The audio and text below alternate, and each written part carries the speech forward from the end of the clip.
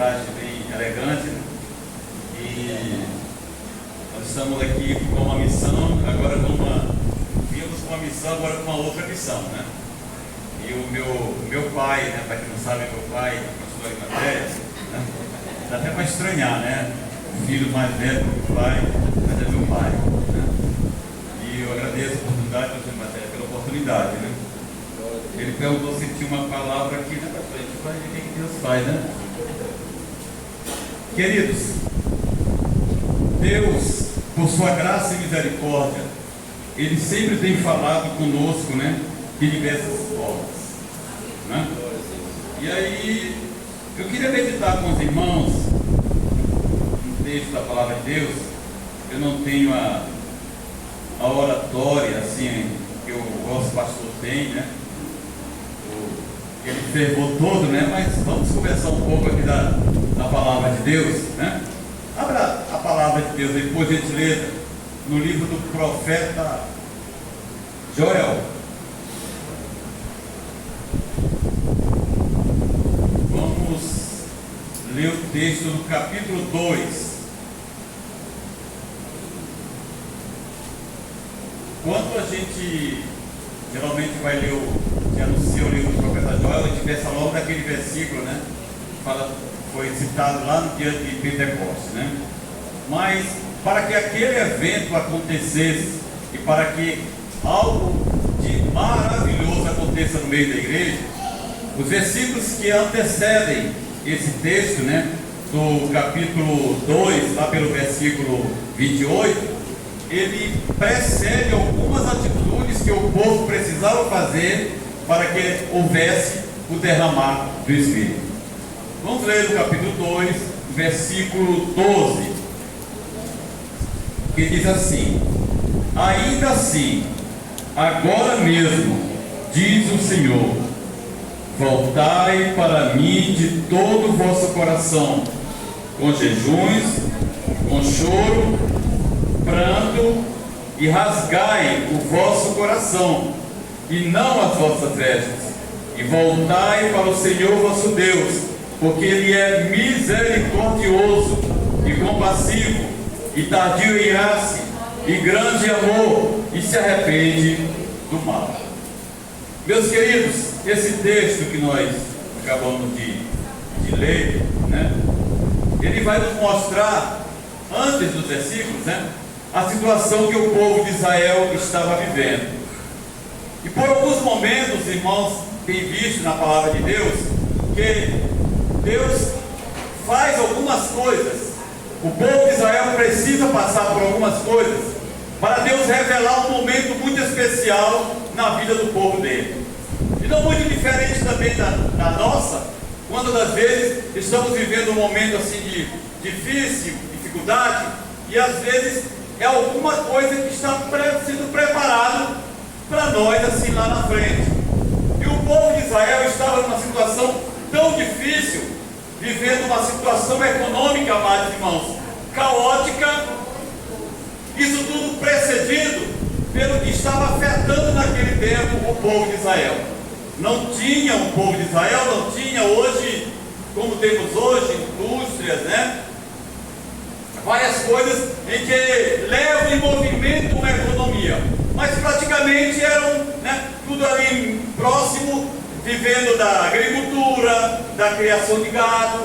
E quando aqueles meios ali eles eram mexidos, sofriam alguma coisa, logicamente passava de a consequência para outros, né, outra cadeia de atividades.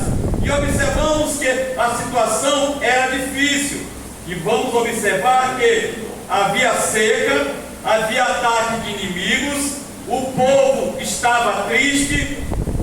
Diz a palavra de Deus que até a própria terra estava triste. E pastor, a possibilidade de ligar esse ventilador aqui, agora é o que dá aos irmãos, né? É que a gente vai ficando tentando falar, né?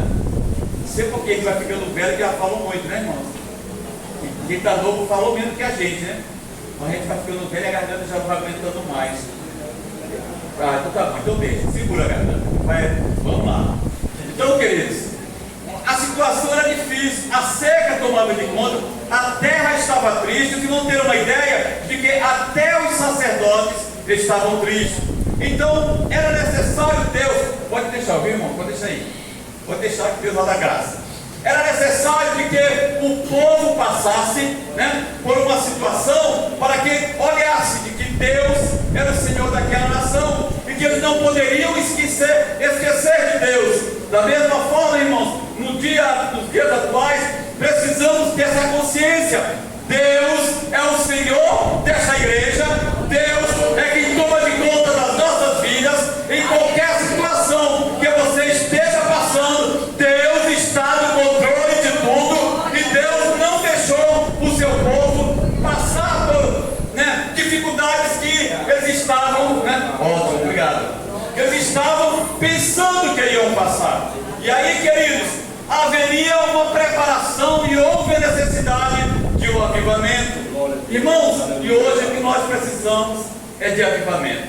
Não é? E o avivamento, eu costumo dizer que ele não vem coletivo. Se cada crente for avivado, a igreja será avivada. Você quer ver um avivamento? Seja avivado, e você vai ver um avivamento na igreja. E naquele tempo o povo de Israel precisava de um avivamento para dar motivação, para que eles verificassem de que Deus ainda estava no meio deles, ainda poderia operar. E aí a crise, a seca, a tristeza, a terra seca, o gado morrendo, logo o gado morrendo, logo a plantação morrendo, tudo se tornava difícil para aquele povo. Não tinham o que comer, não tinham leite para dar, para as crianças. Era uma sequência de problemas, irmãos. Mas, queridos, como Deus nunca deixa o seu povo sozinho, como Deus nunca nos desamparou, Deus vai providenciar, Deus vai despertar, Deus vai falar. E Ele coloca algumas observações. Se você observar, lá no capítulo 12, a proposta é agora mesmo, o momento é esse. Deus quer fazer com que aquele quadro de tristeza ele mude e o povo volte a ver o gado, volte a ver a agricultura, as plantas verdes, volte até os sacerdotes também ficarem alegres, porque até no altar a coisa ficou difícil, irmãos, porque o sacerdote ele vê a dificuldade do seu povo e ele chora pelo seu povo, e aquele era o momento de Deus trabalhar. Mas vamos observar mais, irmãos, que Deus vai pedir, vai colocar proposta para aquele povo. Observe no versículo 13, diz: rasgai o vosso coração. Não era rasgar, né, a carne, rasgar o coração, porque aí eles não teriam vida, mas era um coração arrependido. Não era um coração, né, que estava sofrendo, que ia sofrer pelas consequências do pecado, mas Deus pedia: rasgue o vosso coração. Quer dizer, se arrependam, não tenha remorso, porque existe uma diferença de remorso para arrependimento. Tem muita gente que se arrepende, mas é com remorso. Que arrependimento é esse com remorso? É que ele não se arrepende da tristeza do pecado, mas se arrepende nas consequências do pecado. Tem gente que se preocupa muito pelas consequências. Ah, eu não vou mais ocupar aquilo. Ah, eu não terei mais aquilo. Não se arrepende pelo fato de ter errado o alvo, de ter desobedecido a Deus. E a proposta é: vocês querem mudar? Vocês querem ver o quadro mudado? Vocês querem que as plantações, que a agricultura, que o gado, que a terra deixe de ser triste? Rasguem os vossos corações. Se arrependam, queridos. E um coração contrito, pastor Arimateia, Deus não despreza. É muito bom quando alguém se arrepende, quando alguém vai aos pés do Senhor, busca a sua graça e a sua misericórdia, e Deus recupera, Deus restaura, Deus renova, Deus faz com que aquele quadro de tristeza volte até a alegria. E aí, com certeza, tem consequências, não apenas consequências aqui no texto, na agricultura, mas as consequências podem vir no trabalho, podem vir em casa. Quantos lares estão precisando rasgar o coração? Quantos lares precisam de um avivamento sobre as suas vidas, para que Deus mude o quadro, para que Deus restaure, para que Deus opere, para que Deus batize, para que Deus dê alegria, para que haja comunicação intrafamiliar. Precisamos viver isso.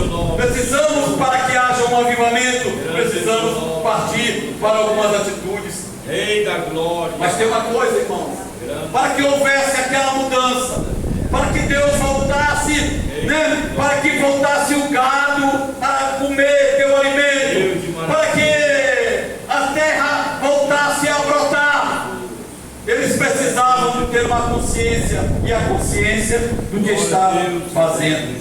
E a falta de consciência, amados irmãos, ela leva muita gente a não ficar sensível à voz do Espírito.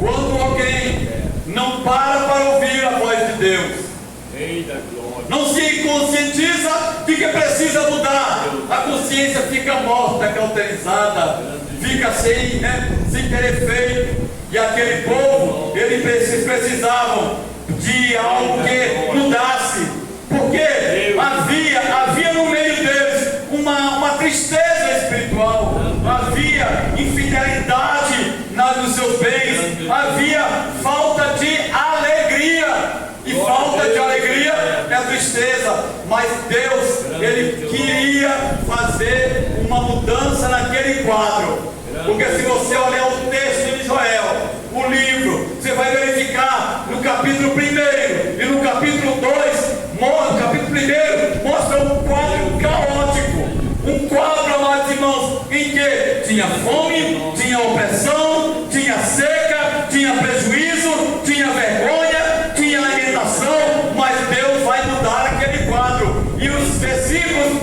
que seguem no capítulo 2 vão dizer, vai registrar que aonde havia opressão, Deus vai com libertação. E a opressão era tão grande que eles viam as nações como que avançando de ponta a ponta. Mas Deus promete livramento, Deus promete livramento, Deus promete salvação, mas Ele diz, rasgai os vossos corações. E aí a pergunta aqui no texto diz, quando? Ele diz, agora mesmo.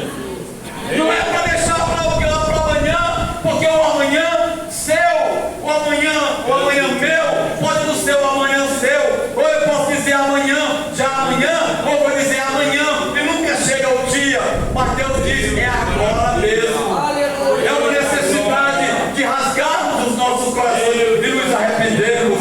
Eu não sei o que é que você precisa e como precisa fazer para que tenha essa mudança do quadro da tua vida, mas a proposta é, rasgai os vossos corações agora mesmo, em atitude de obediência, de arrependimento, de busca de perdão, porque Deus quer mudar o quadro. Deus quer mudar o quadro. Deus quer mudar o quadro. Aleluia! Aleluia!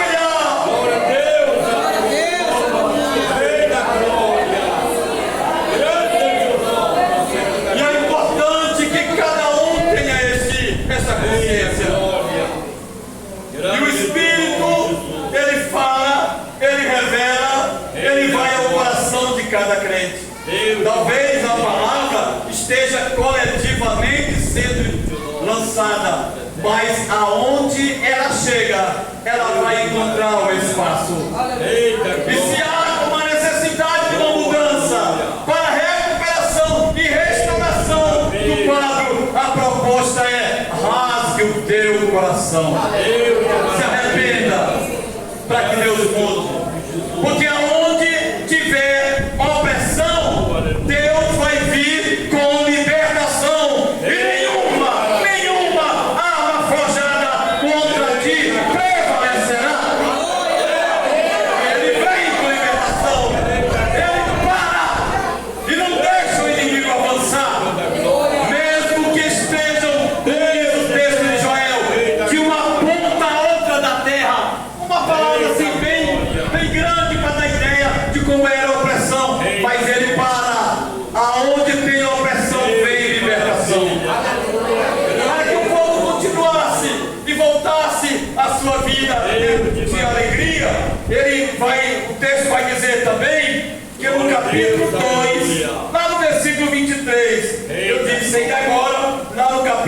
1 e versículo 12, diz que a vide se secou, a figueira havia murchado, a romeira também e a palmeira, todas as árvores do campo haviam se secado. Mas quando o povo parte para a mudança, para o arrependimento, quando rasga os corações, olha que diz: alegrai-vos, filhos de Sião, regozijai-vos no Senhor, porque Ele nos deu em justa medida a chuva. Um coração contrito Deus não despreza, porque Ele vai mudar a situação. E aquele povo precisou de fazer o que foi recomendado: rasgar o coração, buscar a Deus com jejum, com oração, para que houvesse aquela mudança e a seca ela deixasse de existir. Diz ainda, amados irmãos, no capítulo 1, versículo 12, diz que havia prejuízo. No capítulo 12 diz que havia prejuízo, amados irmãos, mas lá no capítulo 2 e versículo 25 tem restituição. Deus muda, Deus restaura, Deus devolve, Deus providencia, Deus faz com que as coisas mudem. Sabe, irmãos, é tão interessante como Deus age quando alguém se arrepende, quando alguém busca, quando alguém clama, quando alguém se humilha, quando alguém jejua, quando alguém ora, quando alguém busca com prazer. É interessante como Deus age. Deus muda o quadro de situações que a gente acha que não vai acontecer, que não vai ter mudança, mas Ele diz aqui: rasgue o seu coração e vocês verão, né, o que eu posso fazer. Lá no capítulo 1 ainda diz, amados irmãos, que havia vergonha. As pessoas andavam cabisbaixo. Quem sabe, até em alguns momentos, as outras nações criticavam: cadê o Deus de vocês? Aquele que manda a chuva, não tem chuva. Às vezes, irmãos, tem irmãos que passam, né, cada situação, cada crise, né, irmãos? Está vivendo às vezes o momento do japonês, né? Está vivendo na chibata, né? Está na luta, está na graça, passando vergonha. Mas olha, a orientação de Deus, né, é que eles mudem, é que eles, né, mudem as atitudes. Porque aqui diz o texto que aonde tinha vergonha, passa a ter louvor.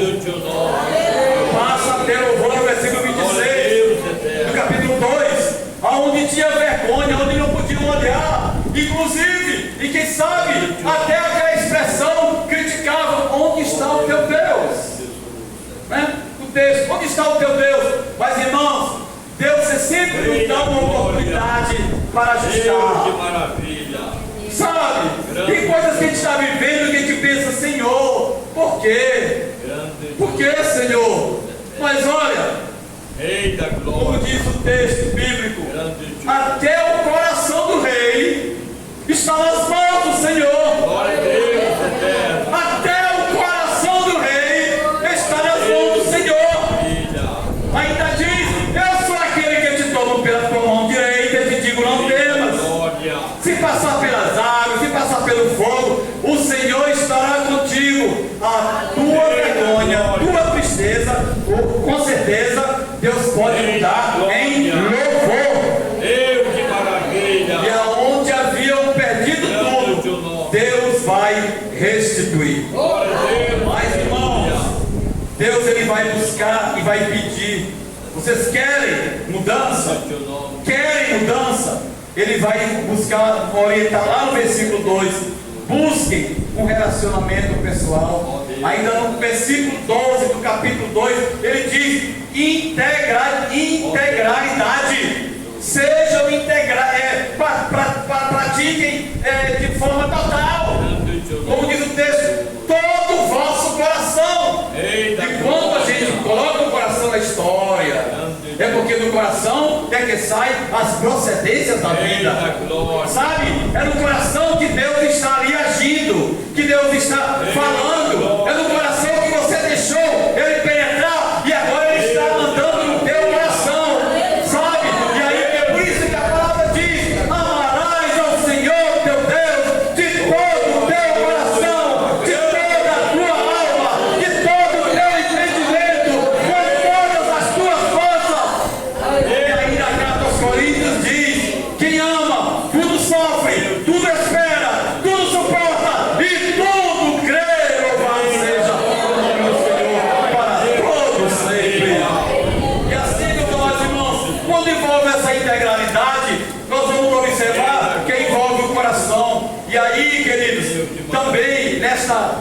todo esse movimento para que Deus mude o quadro, Deus vai pedir, vai orientar, lá no capítulo, no versículo 12, vai dizer para jejuar.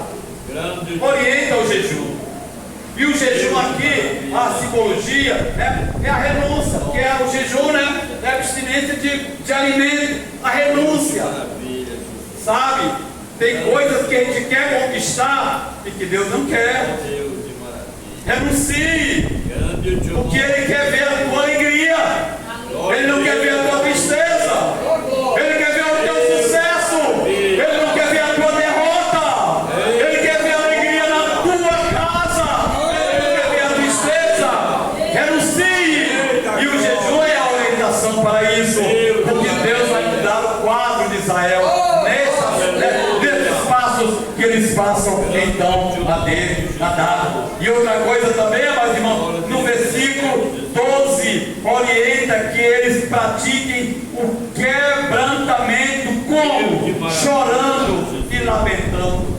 Quebrantado, orgulhoso não conquista. Coração quebrantado, Deus aceita.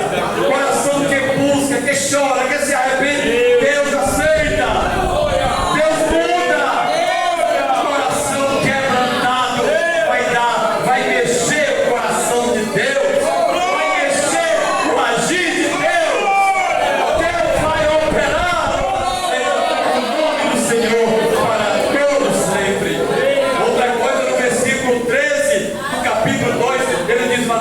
A sinceridade.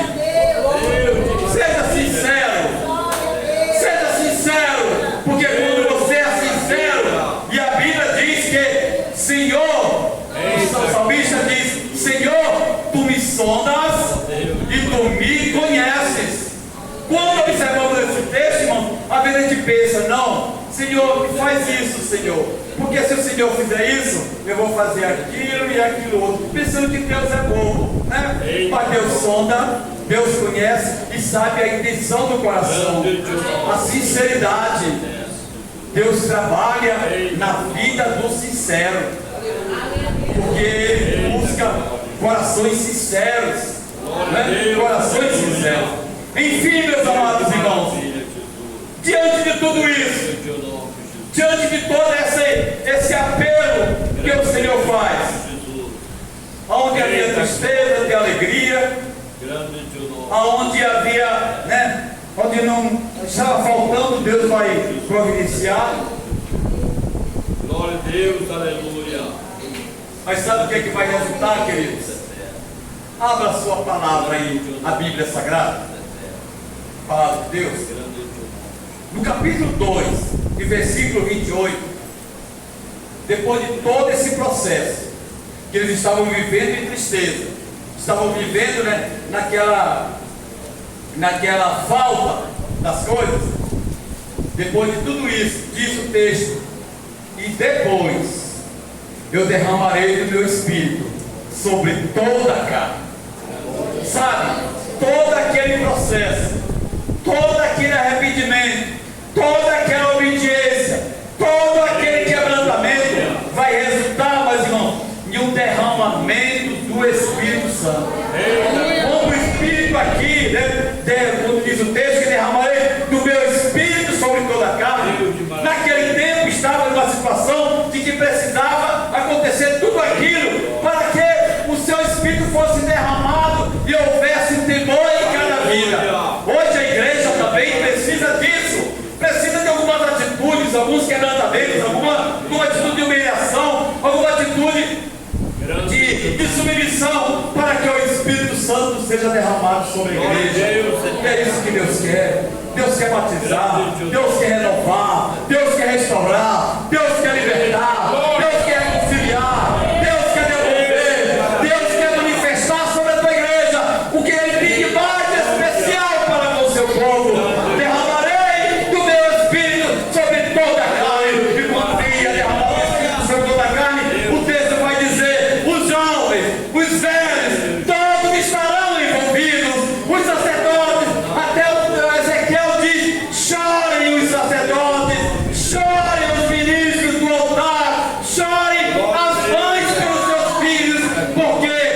Ele quer derramar o seu Espírito sobre toda a carne. É isso que Deus quer. O seu Espírito derramado sobre toda a carne. Aí não vai haver briga, não vai haver irmão falando um do outro. Todo mundo vai amar um ao outro. Vai viver como a igreja primitiva viveu. Um momento de muita comunhão, um momento de muita paz. E que até os homens, as pessoas das fracas até diziam como são unidos esses cristãos. Sabe, irmão, é o que Deus quer. Deus quer operar essa igreja, quer operar essa família. E resultado, a comunidade vai ver o agir de Deus, o poder de Deus. Aí Deus vai trabalhar de várias formas na tua área financeira, na tua área sentimental, no teu trabalho, na tua economia. Deus vai trabalhar de várias formas. Rasgue o coração, quebrante Deus no Senhor, e Deus derramará no final o seu Espírito sobre toda a carne. E carne queimada é carne que glorifica, é carne que exalta, é carne que tem comunhão com o Pai, com o Filho e com o Espírito Santo. Que Deus nos ajude e que Deus nos fortaleça a permanecermos firmes nos seus caminhos. Que esta palavra Ele possa falar melhor aos nossos corações, em nome de Jesus. Amém. Amém. Glória a Deus. Aleluia. Glória a Deus. Aleluia. Agora eu vou fazer minha outra lição. Eu costumo às vezes falar, mas, sobre esse tema. Dê um sorriso, irmão, dê um sorriso assim. Todo mundo assim, um sorriso assim, bem aberto. Ó. Eu vou falar de política, irmão.